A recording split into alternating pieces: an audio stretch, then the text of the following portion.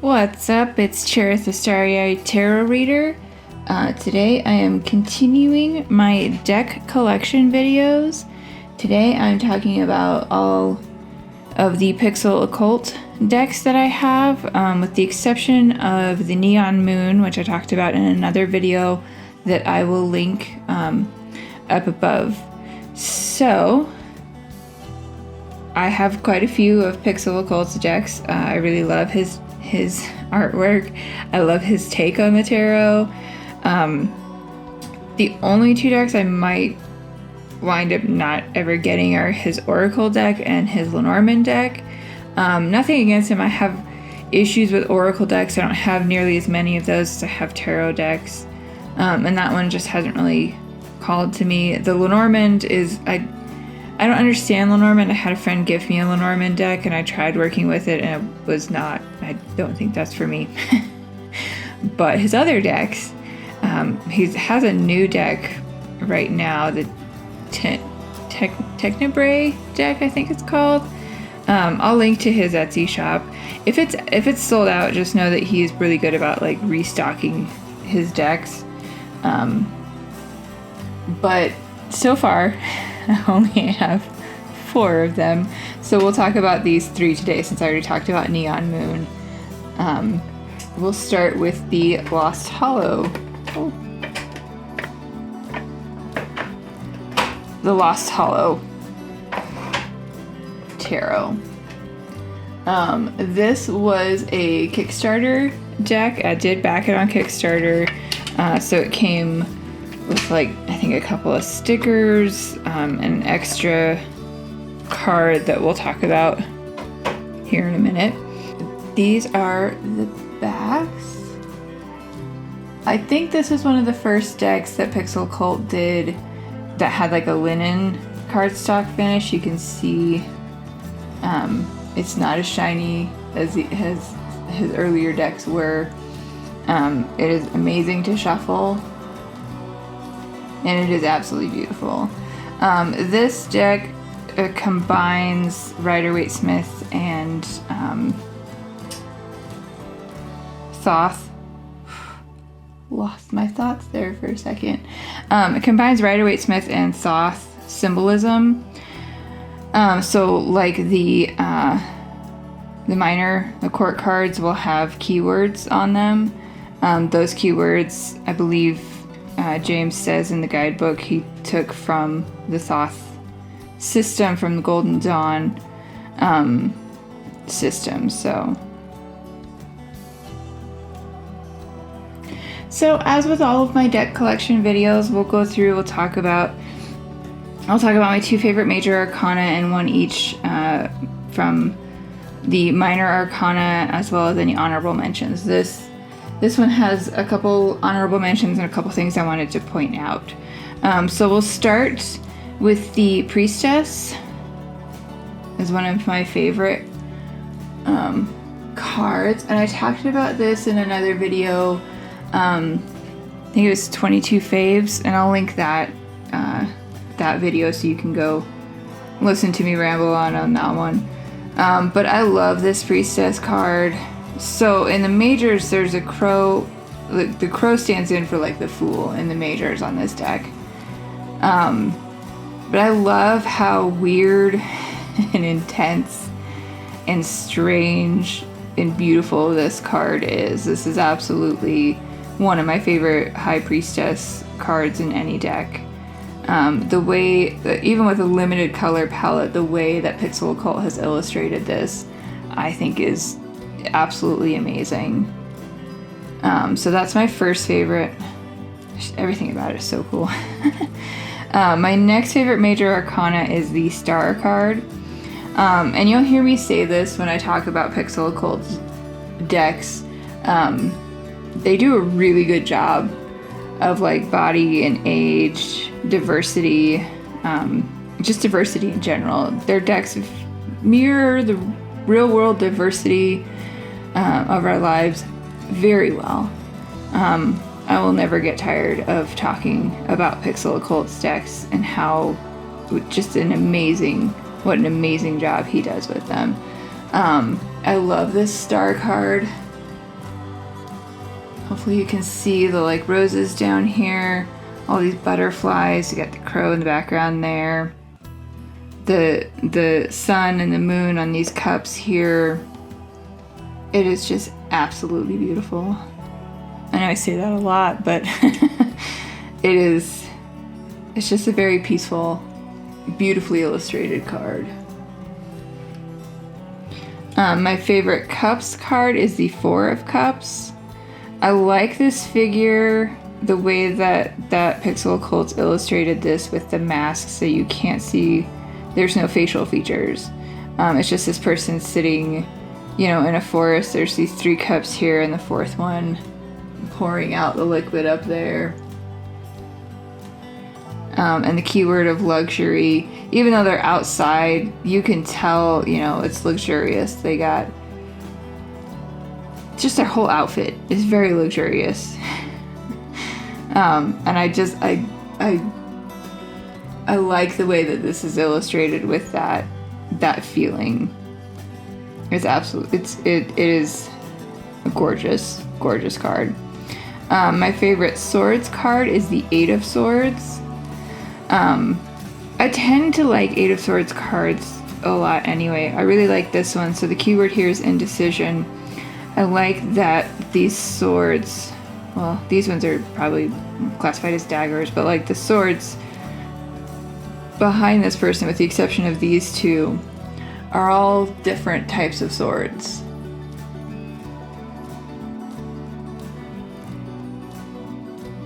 And the way James has illustrated that with the knots binding this person, it's amazing. So my favorite Pentacles card is the Ten of Pentacles. The keyword here is wealth. So I like this Ten of Pentacles card because there's really a feeling of like found family here with these 3 figures and 2 dogs.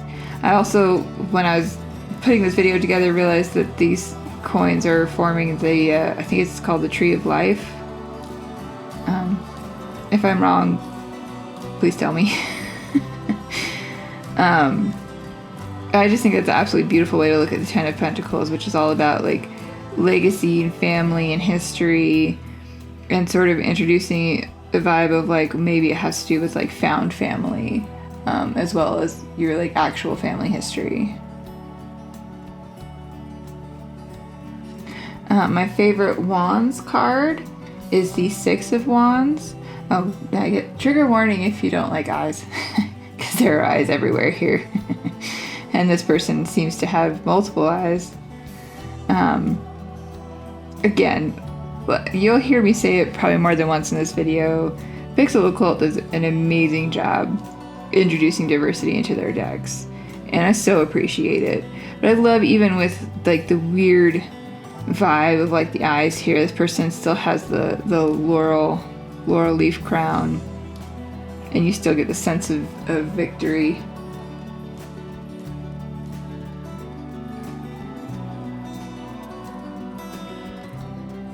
And I love the limited color palette that PixelOccult uses here.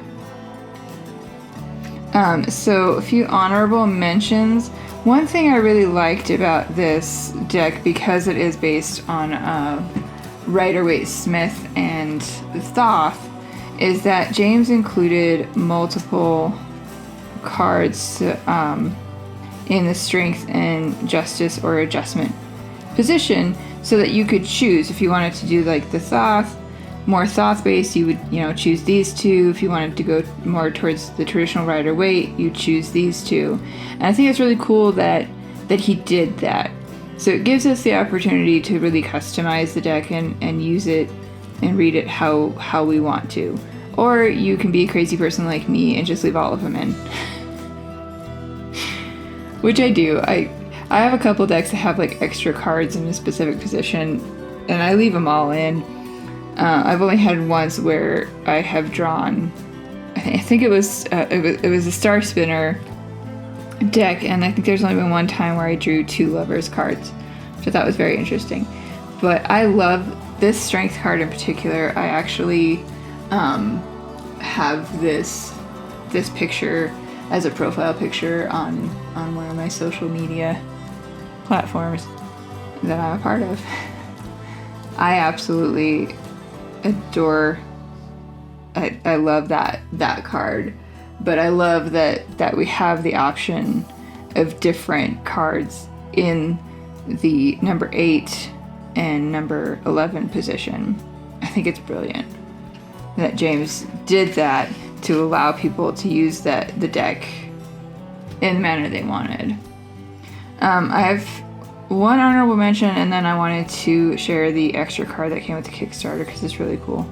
My honorable mention is the King of Pentacles.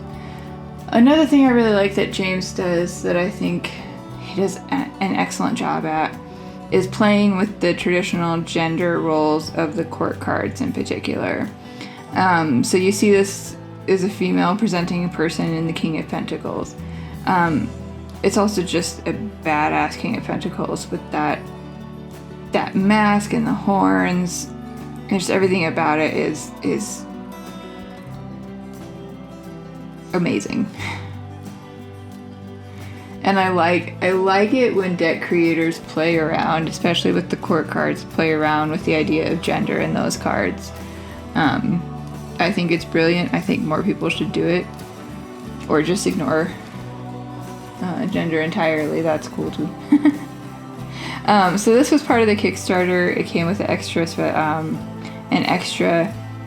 death card, so you could swap out death cards. I thought about doing it, but as you can see, there's a bit of color difference in the cards, and for some reason this card is just like a millimeter bigger. So I don't keep this one in the deck. I keep it with the deck because I really like it. I think it's a cool death card. I like the death card that comes, with the deck as well, which is this one with the crow and the skull. Both of them are amazing, but I wanted to share that as part of the Kickstarter. It was really cool having that extra death card. Alright. Next one is the Sinking Wasteland Tarot. I believe, if I remember correctly from PixelOccult's website, this was their first deck. I have the 4th edition. Sorry. See if I can get that to focus. I have the 4th edition of this deck. This is when he was still doing decks in a tin, and this is the very shiny cardstock, so I apologize. My ring light is probably going to cause some issues with being able to see them. Hopefully it won't be too terribly bad. Let's see if I can get it positioned so that...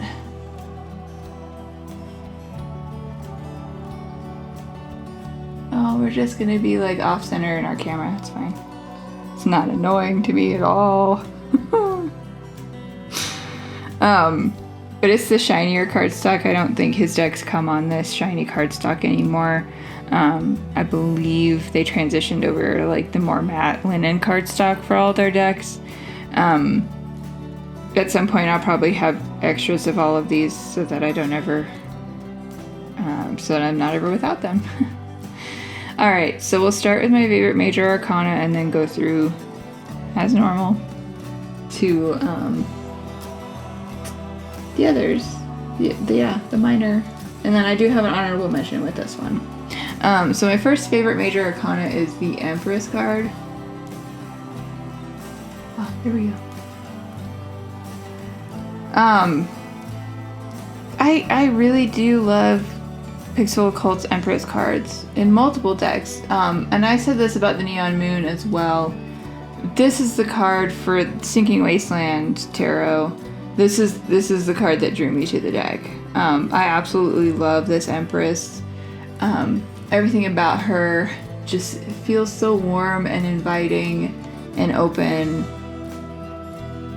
And James has just done an amazing job with this illustration.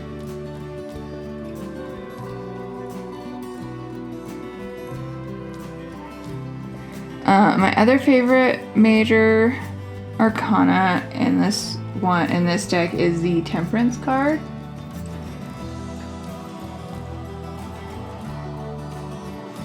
Between my phone not focusing and my ring light, this video is going to irritate me. I apologize in advance to anybody who's watching this. I love this Temperance card. There is something that's so visceral to me about this card. The way it's illustrated with this person pouring this liquid on their feet, they've got it on their hands and on their face. You've got the wings dripping some sort of viscous liquid in the background there. It is just an astounding card.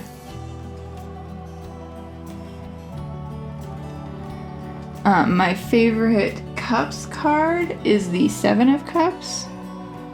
And the reason this one is my favorite, not only is it beautifully illustrated, but I actually got an extra Seven of Cups card. I think it was probably an accident, so if anybody is out there with a Sinking Wasteland tarot deck that's missing a Seven of Cups, I'm so sorry. I think I got yours. But it just made me laugh that like this was the card that somehow wound up in the deck twice. I thought it was really funny. So it wound up being my favorite card because now, like, if I'm working with this deck and I pull this card, I immediately think of that and it makes me laugh.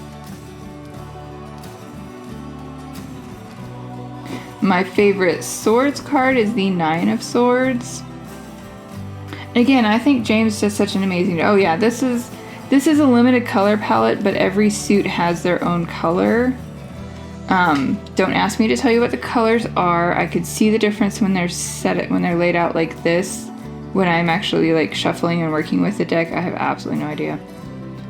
I can tell they're different colors, that's all I can tell you. You'll have to figure out what colors they are yourself.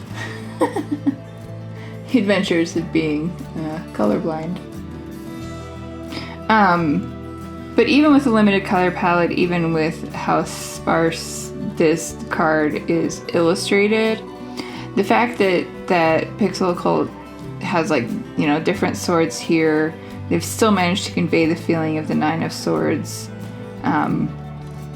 card with just a very limited basic color and figures in the card, and I love it. I think the way that PixelOccult illustrates his illustrations, his drawings on tarot, on cards in general, he does an amazing job. I very much appreciate his work. My favorite Pentacles card. I really hope that focused, because I can't really tell. My favorite Pentacles card is the Nine of Pentacles. Like I said when I was talking about Lost Hollow, PixelOccult does a really good job with diversity. And you can see, you know, this person here has a prosthetic arm. They're still holding the hawk. There's still that same sense of like wealth and prosperity, as much as there is in this world that James has created for this Sinking Wasteland. It's very post-apocalyptic, but with like a Western vibe. But I love this card for that reason, and just like I said, the sense of it being a sparse color, it being, you know, a fairly sparse card, you can still feel that Nine of Pentacles energy. You know, this person has obviously worked hard, they've made it, they've got their own house. They're able to, you know, have an arm. You can see where James has put the pentacles on the arm here. That hawk sitting there is just absolutely gorgeous card. My favorite Wands card, you probably can't see because, oh, have we focused? Please focus. My favorite Wands card is the Four of Wands.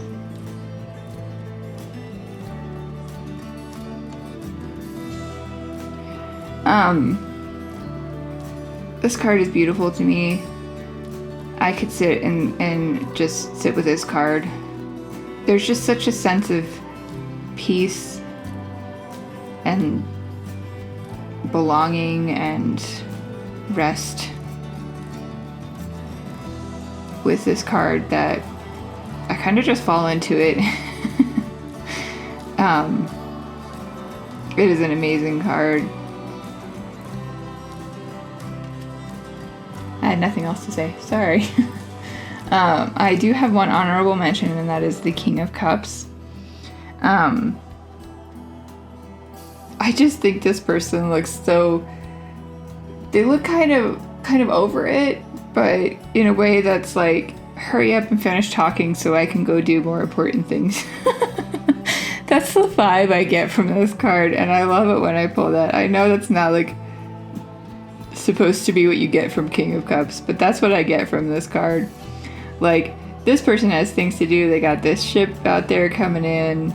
You know, they gotta go to work, and you're standing in front of them, telling them something, and they're like, yeah, I get it. Okay, we're done now. And I really love this card.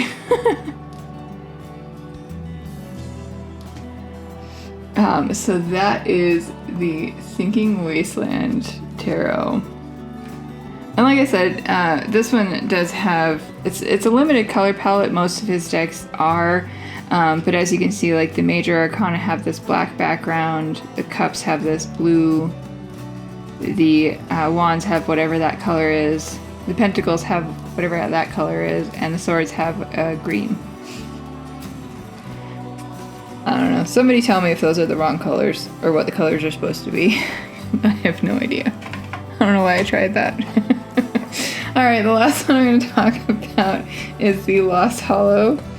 Or, I'm sorry, Lost Hollow. I talked about that one first. This is the Wayward Dark. I know what decks I have. This is the Wayward Dark. This is the 2nd edition. This is the only Thoth-based deck that I have at the moment. This is the only Thoth-based deck I plan to have. I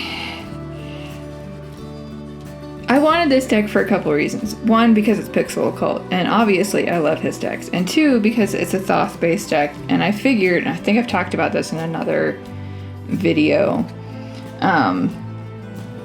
but I wanted to have a couple of different options. Oh, sorry, this is a shiny cardstock again. I wanted to have a couple of different options of systems to work with. If I ever decided to not work with the Rider-Waite system, I wanted to have some options to know at least enough about some of the other systems to be able to work with them. Like Thoth, like Marseille. I think I have a deck that's a Triumphi. I'm still not sure what the difference is between Triumphi and Rider-Waite. I'm sure I'll look it up at some point so I can learn. So that's why I wanted this deck, because I wanted a Thoth-based deck, or a Thoth deck, and I wanted one I could work with. And I know I can work with PixelOccult's decks, because I have most of them. And I get along well with how they put decks together. So when they put out this deck, this Wayward Dark, even though it was Thoth-based, like I hesitated at first, which is why I have the 2nd and not the 1st edition. But eventually I was like, you know what, yeah, it's Thoth and it's PixelOccult, so I know I'm going to love it. And I do. It is an intense deck. It's different. I think it's very different from most of the other decks I have, but I work with it pretty well. So I'll go through my favorite major and minor, and I do have a couple of honorable mentions with this one. So my first favorite major arcana is the Hierophant. Hopefully you can see that.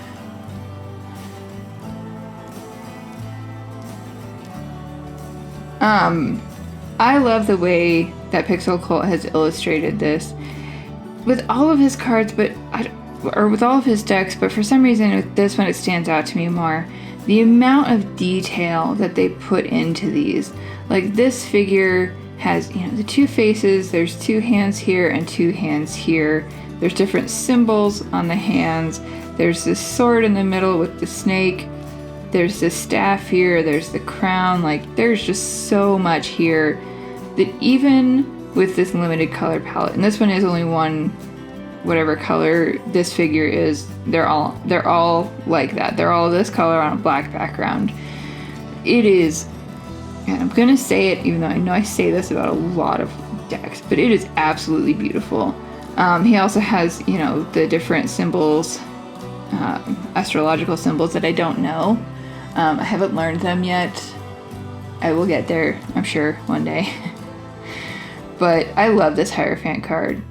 I love the two faces, the four arms, the wings there, you know, the different symbols. I don't know what they all mean, but I can look them up in the little white book that PixelOccult has included with this deck, and it is just absolutely stunning. There's like so much time you could spend on just one card, and I really, really love that. I have talked about this card before in the 22 faves video that I did. I love this card.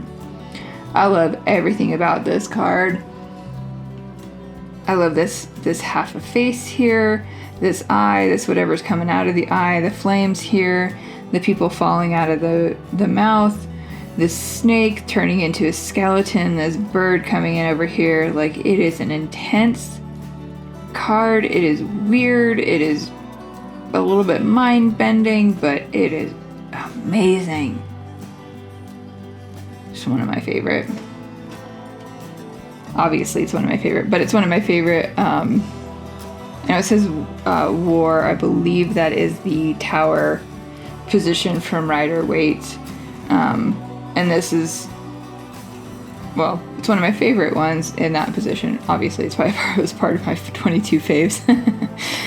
So because this is, sorry, back to this one. Because this is a Thoth-based deck, the minors aren't, they go by the elements of water, air, earth, and fire, rather than, you know, cups, swords, pentacles, and wands. They also have there's astrological associations and this other, I can't remember what the other associations are, as well as a keyword, because it's Thoth based. So this is my favorite water card, and I'm sorry you'll get to see all of my grubby fingerprints because of black cardstock. That one of the drawbacks of black cardstock is that you get to see all the fingerprints. It's okay, just means they're mine. This is my favorite water card because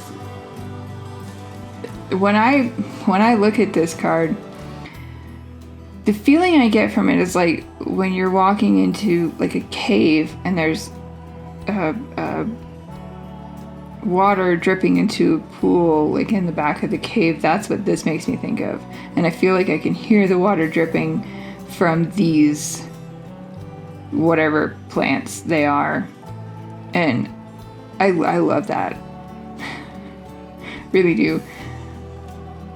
Just looking at it, feeling like I'm standing in like a cool dark cave listening to water dripping in a back corner and coming around and having like this, you know, lightly glowing scene in front of me is what it feels like. My favorite air card is Interference. So one thing I've noticed with Thoth is that it's pretty intense. It's pretty no nonsense. It really doesn't pull any punches, as you can see with this card. These bugs have torn that moth in half. They have interfered. Absolutely, that is interference. But something about this card is strangely beautiful to me. So that's my favorite air card. My favorite earth card is the Queen of Earth. I'll move this closer and see if it'll focus. So I love the way this figure is illustrated. because she's the Queen of Earth. She looks like she's in a cave. She's got flowers in her hair. She's got these big, beautiful horns. And she's got, like, plants growing on her body. She's got there's plants growing around these, like, stalactites over here. She's definitely the Queen of Earth. Like, that is Queen of Earth energy. It's growth and it's beautiful.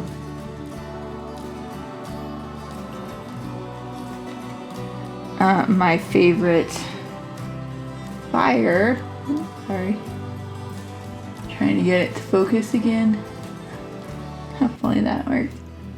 My favorite fire card is the Ten of Fire. Again, like I said, this system does not pull punches. Oppression.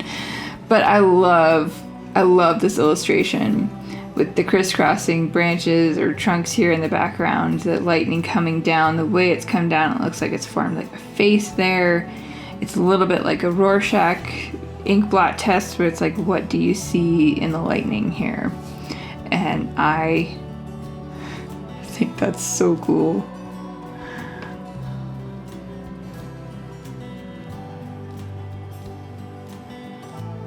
Almost looks like there's a whole like figure here, and it just is beautiful. Alright, so my honorable mentions. My first honorable mention is the Lovers card. So this actually wasn't an honorable mention at one point in time, but when I was putting together this video, I was going back through the cards I picked out as my favorites to see if they were still accurate. And I got to looking at this card. I haven't worked with this deck in a little while, but I got to looking at this card, and suddenly I could see just so many things in here that I had to put it as honorable mention. You got, you know, these three figures up here. This person is holding this necklace here. You got a hooded figure back here. You know, these two people. You got a person, I don't know if you can see. Oh, sorry, trying to get this. You got a person here with a lion head mask and a person here with like an eagle mask. Which is amazing. And it was like the more I looked at this card, the more little things that I saw that I'd never noticed before. And I was just absolutely blown away by the level of detail in this card that I had to make it one of my honorable mentions. You know, over here there's roses, over here there's a bone, you got the snake around the egg in the middle here, you got these bugs over here. Like this person, I think it's this person, or these people holding these scrolls here. Like, it is an astounding card. It's definitely a standout. And it should be. My other honorable mention, sorry, I'm trying to get it so you can see it without the ring light. My other honorable mention is the Princess of Air. I love this card so much. It's so weird and it's so trippy.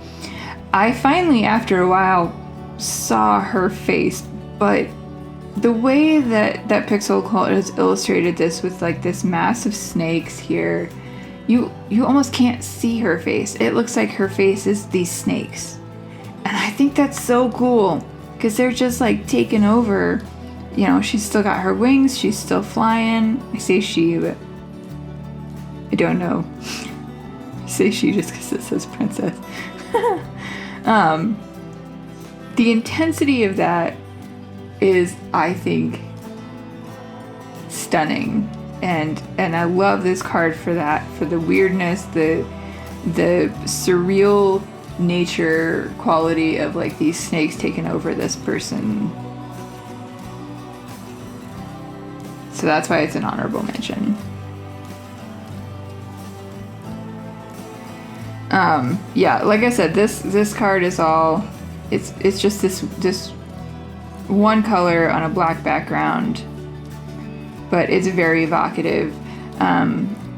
PixelOccult does an excellent job with his decks of, even with like working with limited color palettes, he does an amazing job with illustrations and putting all these details in such a way that you can still see them even with the sparseness of color. And I absolutely love his decks. So that is my PixelOccult deck collection video. Like, comment, subscribe, all that fun stuff. Bye till next time.